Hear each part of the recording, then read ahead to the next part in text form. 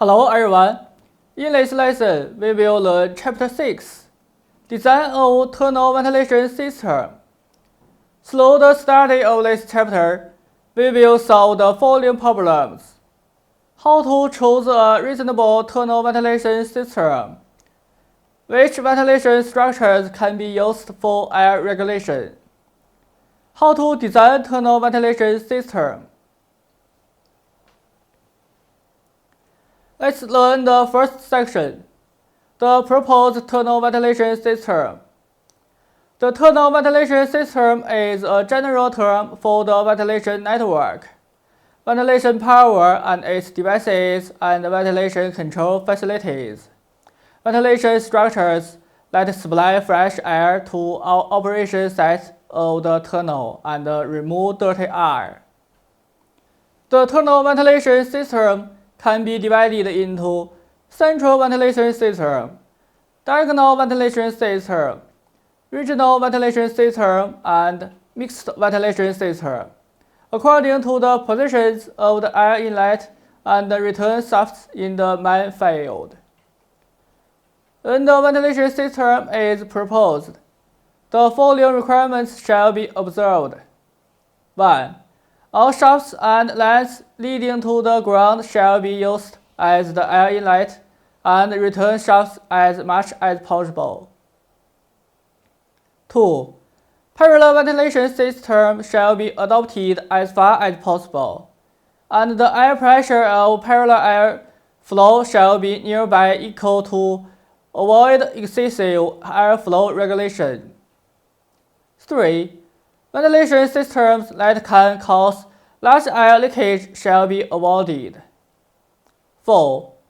When the natural wind pressure of the tunnel is large, the natural ventilation system shall be considered. 5. The tunnel must have a complete and independent ventilation system. 6.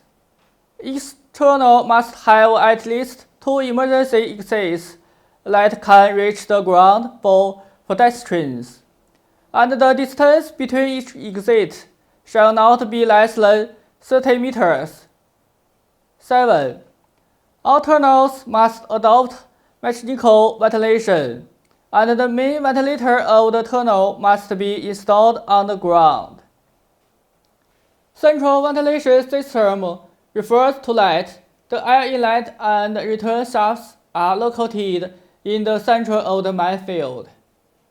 According to the relative positions of the air inlet and return shafts, they are divided into central parallel ventilation system and central boundary ventilation system.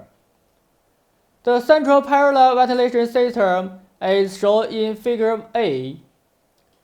The advantages of the central parallel ventilation system are that the air inlet and return shafts are all arranged in the center.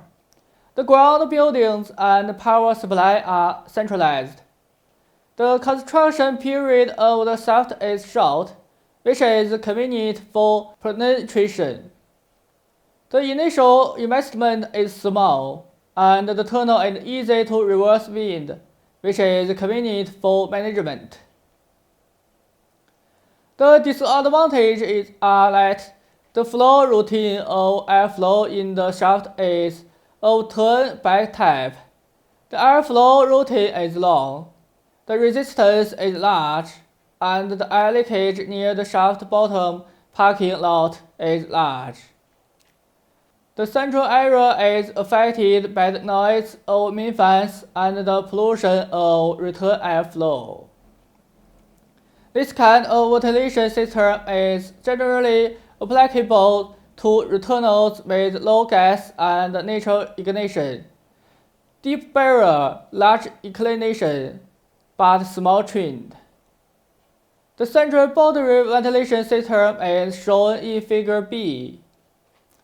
The advantages of the central boundary ventilation system are that the ventilation resistance is small, the internal air leakage is small, and the central area is not affected by the noise of the main fan and the pollution of the return airflow. The disadvantage is that the flow line of airflow in the underground is of turn-back type, with long air flow line and large resistance. This ventilation system is suitable for tunnels with shallow barrier and small streak in gently inclined rock layers with serious gas and natural ignition. Diagonal ventilation system refers to that the air inlet shaft is located in the center of the main field and the air return shaft is located above the main field streak. According to the different streak positions, it can be divided into two types: two-wing diagonal type and sub-area diagonal type. The air intake shaft is located at the center of the main field streak.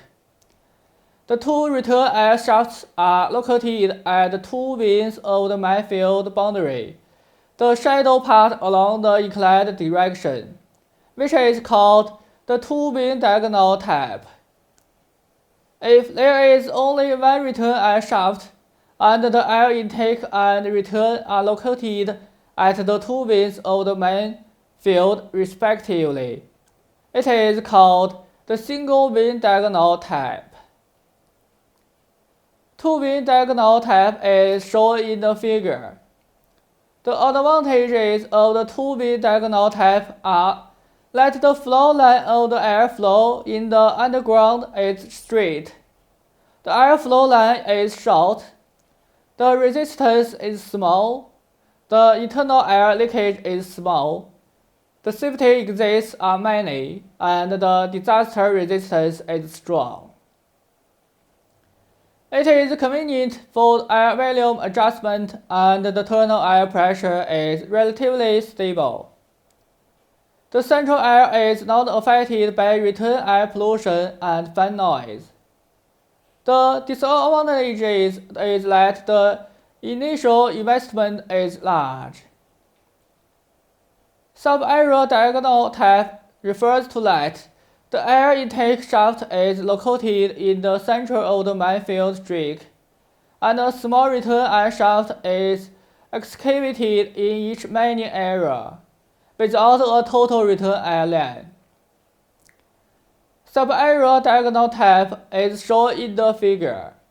The advantages of the divisional diagonal type are that each area has an independent ventilation routine, which does not affect each other, is convenient for air volume adjustment, has many safety exits, strong disaster resistance, short construction period, and small initial investment. The disadvantages are that it occupies a lot of equipment, the management is decentralized, and it is difficult to reverse the wind in the tunnel. Regional ventilation system refers to that air inlet and return shafts are drilled in each production area of the main field to form an independent ventilation system. Regional ventilation system is shown in the figure.